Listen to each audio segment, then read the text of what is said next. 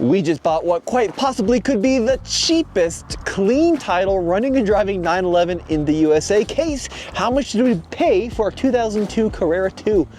A mere $15,000 because it is the much unloved 996 generation of 911. And in this video, we're gonna take it out for its first ride and see what it's like driving one of, if not quite possibly, the cheapest Porsche 911 in the USA. The 996 generation of Porsche 911 came out in 1998 and continued through 2004 and immediately hit a nerve in a lot of the Porsche 911 enthusiasts out there in the world because, for one, got rid of the iconic and beautiful round headlights for these not so handsome headlights, and two, it was also the first 911 to go away from being air-cooled as the cars had been up to that point. Now, these headlights are indeed the most controversial part of the design of this car, and actually these are the better headlights which came with the facelift. The earlier headlights were called the fried egg because it looks like you cracked an egg and then the yolk settled at the bottom. But the funny thing about 996s is that even though these are by far the cheapest generation of 911, there's a lot shared between the 996 and the 997, which is one of the most loved generations of the water-cooled 911s. Our headlights are also extra bad because they've got these chrome headlight washers. Ew! Kase hates the headlight washers. Aside from being water-cooled, one of the things that people are not too fond of this car for is an IMS bearing failure. It's an intermediate shaft bearing, and when that goes, it can take out basically the entire engine. It's a very expensive repair, and this car has actually had that repair done. Now, some Porsche people will tell you the IMS problem is overblown and it's not a huge deal, but this car had its engine replaced at the cost of over $20,000 in 2010 when it was sitting at about 55,000 miles. Now, $15,000 is a lot of money, don't get me wrong, but for how crazy the 911 market is, you really aren't going to find one much cheaper than that, at least with a clean title. Now, the way that 911 values typically go, especially in this generation, the least expensive are the convertibles, specifically with the automatic. The most expensive, of course, are going to be the GT2, GT3 models, and of course the turbos after that. This car is somewhat desirable because it is a coupe, which is what folks want in the 911 world. It's just a basic Carrera. It's a C2, it doesn't have all-wheel drive. What doesn't make it so desirable is what's on the inside. The big problem with our car is it's automatic, and this is not yet into the era of Porsche PDK transmissions, which are actually pretty good. This is a more traditional slush box 5-speed torque converter automatic, and you can control it using these switches on the steering wheel. This is also kind of before they figured out doing paddle shifters, so that's how you can manually go through the gears. And because it's automatic, it did have a bit of an impact on performance. It's a 3.6 liter flat 6 with 320 horsepower, but if you got an automatic, it was 5.5 seconds 0 to 60 instead of 5 seconds flat, although the top speed is pretty similar. Manual cars could do about 177, this could do 174. Going into the manual mode. Wow. First gear, selected on the steering wheel like a man. Right. Full throttle.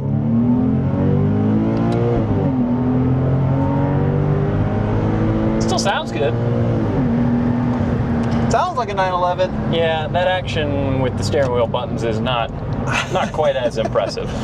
So let's talk a little bit about how this car performs. So 320 horsepower is not a ton by modern day standards, but it is more than the early 996s, and I think it's enough to have a little bit of fun with and enough to get you in a little bit of trouble. Yeah, it's more horsepower than the majority of $15,000 cars. That's true, yeah. I mean, unless you're looking at maybe a really kind of tatty C5 Corvette, that's actually also kind of around the same power. It's pretty good, and this does behave like your typical 911 when you rev it through the RPM range. And what does that mean? Well, it's got some good power in the top end, so you get rewarded for ringing it out. Yep. And look, you can talk all day long about how it's a bummer that this is an automatic transmission, and it is. But even the least engaging Porsche 911 still drives like a Porsche 911 because it is. What I think is really cool about this generation of 911 is, ignore the duct tape, generally they're known for being quite reliable. So Kase talked about that IMS failure, which clearly had an impact on the car if it needed a new engine. But beyond that, there's not a lot of failure points on these 996 911s. And now that we have a new engine, we know that the IMS has been replaced. They're also surprisingly practical. So this is a massive trunk. It's just huge.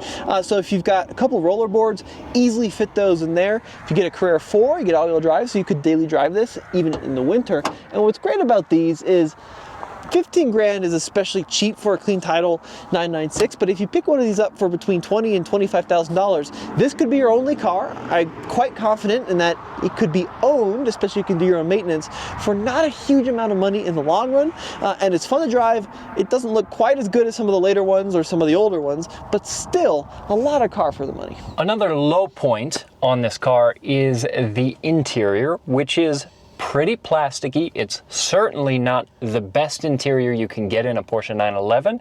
It's also not the worst interior that came out of this era, because if you were to compare this to a Corvette of the same time period, you'd be much worse off, right, Tommy? You've owned one. That's right. That's exactly right. I actually think some parts of this interior are still reasonably good.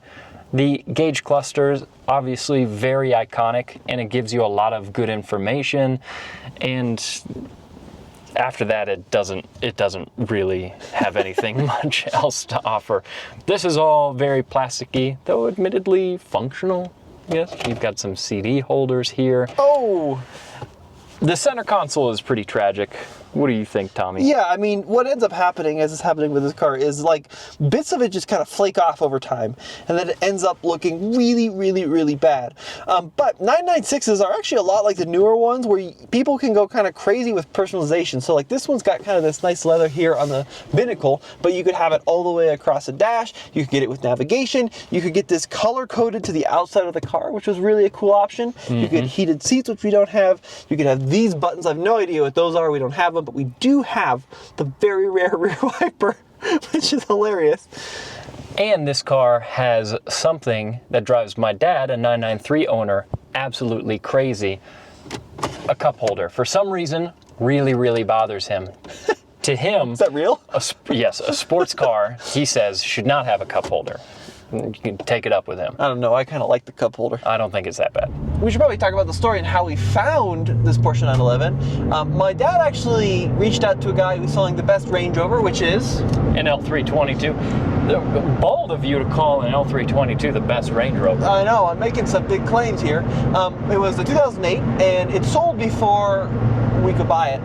But this gentleman said, I'm also selling a 2002 Porsche 911. My dad said, great, how much was the transmission? He said, Tiptronic, I'm asking 15. And if you're involved in the Porsche 911 community, you know that like, it's pretty hard to find anything under 20 with a clean title now. Absolutely, yeah, so that's a good deal for this car, especially considering that the car drives really well, everything works. So it's a good vehicle. It's not like it's a basket case. Yeah, and there are some issues we should probably talk about. Bunch of little cosmetic things. Yeah, for sure. So the wheels are a little marked up. The front bumper has some clear coat that's peeling. And the only real issue of possibly some consequence is this airbag light that's on the dash. But otherwise, everything works as it should. Yeah, which is pretty interesting. And like, it has a full dealer maintenance history too. So it's had regular oil changes. It's had regular brake changes. It's got a set of fairly fresh tires on it. So I think we kind of lucked out a little bit on this car. The big question is though, Kase, let's say you were shopping for one of these. Would you rather have a deal on an automatic or would you wait out for a manual? I don't know that you're going to get a deal on one of the manuals, and I've seen people talk about swapping the automatic cars over to manual transmissions. It seems doable. Realistically, for us and for doing a video series around this car and how long we'll probably hold on to it, I don't think it's going to be worth us actually doing that. But if it were me and I were spending money on a car of my own, I would save up longer to get a stick, because I think that has a big impact on how it is to drive the car. The driving experience. Now, I do have to say, the Well, the one thing I will give this transmission, which is not a granted in its early 2000s era, is it's not a single clutch automated manual. And what is the problem with those single clutch manuals? Automated. Well, manuals. They're horrible to drive. Was that one of the issues of which you're speaking? I think that might be what I'm alluding to. Yeah. So if you look at like first generation Audi R8, Yeah. right? Yeah. I think Lamborghini Gallardo, Lamborghini Aventador, a bunch of these sports cars from the early 2000s, a lot of the Ferrari stuff too, these manufacturers realized, A, people like driving automatics, they're just easier to sell, and B, they can potentially be faster on a track. So companies like even BMW went with what's essentially a manual transmission with automatic control. So they got rid of the torque converter. Yeah. And it was before the dual clutch thing, so they were single clutch. And what that meant is driving one of those cars is kind of like driving with a 15 or 16-year-old that's just learning how to drive manual. It's herky, it's jerky, and they wear clutches like crazy, so they're really a bad ownership experience. It seemed like a cool idea at the time, but as time has gone on, we've come to actually appreciate regular old slush box automatics. Of course, in a sports car, not more so than a manual transmission, but in a world of a lot of CVTs and Yes. a lot of now economy-focused dual clutch transmissions, a lot of people actually pine for slush box torque converter automatics. And at least it works, right? And Yeah. that's not necessarily something you can say about like an early R8 that has a worn out clutch that's going to be herky-jerky, and your wife's going to look at you like, what the hell are you doing driving this car this badly, right? This drives like any other car from a transmission standpoint, but then when you get it into a nice twisty road like this, it is still 911. And if you put it in the manual setting, you can use the Tiptronic buttons, and like it handles and behaves exactly like you'd expect out of a Porsche 911. It is so incredibly responsive in all of the controls, the brakes, the accelerator, and especially the steering. Ultimately, it is still a nice car. For $15,000 especially, that's a pretty small price to pay to get to have the experience of being 2000s rich. So, Case, you've actually spent a little bit of time now in the generation previous to this. Oh yeah. The 993, which was the last air-cooled, and actually now the one after this, which we are working on a series on, the 997. Yep. How would you say the 996 compares to those two, which are worth 3x the money? Yeah, I mean it's not as good as either, is it? But if you're not as picky, it is less expensive. I think if you're shopping around for value, this definitely represents the best value. If you want a more classic 911 experience, then the 993 is a go-to.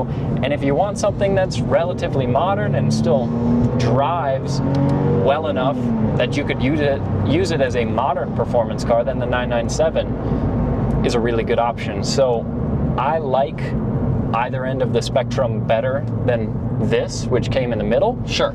But you can't argue with the value. Yeah, and you can't argue with how it drives, which is just so nice. It's such a fun car to drive. So your case is on the money. I mean, it's not as good as either of those, but is it a third as good as either of those? Probably not, right? I mean, it's maybe 30% less interesting, but it's not 70% less interesting. Yeah, it's fair enough. Now, look, guys, I know that it's an automatic, and it does have some condition issues, but as a whole, I think it's a pretty good car for $15K. Wouldn't you say, Case? Yeah, it's definitely a nice car for $15,000. At that point, you're looking at just above maybe C4 Corvette money, Yeah. which you got to admit, this is a better built car. Get a Porsche for the same money as a C4 Corvette, but I'd love to hear your guys' feedback. I'm sure you'll give it to us anyways. And head on over to alltfl.com. We got more videos on this car coming soon. I think it'd be really cool to get it inspected and see exactly what is wrong with one of the cheapest 911s, and drop us a comment below what else you'd like to see.